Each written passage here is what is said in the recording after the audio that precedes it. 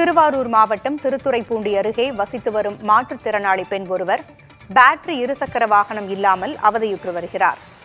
மனு அளித்தும் இதுவரை மாவட்ட நிர்வாகம் நடவடிக்கை எடுக்கவில்லை என்ற குற்றச்சாட்டையும் முன்வைத்துள்ளார். மேலும் மழை காலங்களில் வீடுகளில் தண்ணீர் கசிவதால் பெரும் சிரமத்திற்கு ஆளாகியுள்ளனர். விரைவில் தங்களது பிரச்சினைகளுக்கு தமிழக அரசு நடவடிக்கை எடுக்க வேண்டும் என குடும்பத்தினர் கோரிக்கை வைத்துள்ளனர்.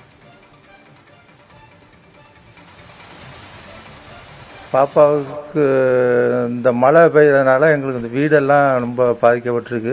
பின்னாடி குளத்துலேருந்து தண்ணி ஏறுது.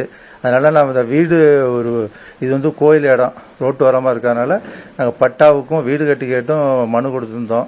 பேட்டரிக்காருக்கும் மனு கொடுத்தோம். 2 வருஷம் அது எந்த விதமான இதில் பாப்பாவுக்கு இந்த உதவி தொகை மட்டும் வாங்கிட்டு இருக்கோம். டீ கடையை வச்சு நம்ம இந்த பொழப்பு ஓடிட்டு இருக்கு. இந்த மழை பெய்யறதுனால ரொம்ப பாதிப்பாக இருக்குது.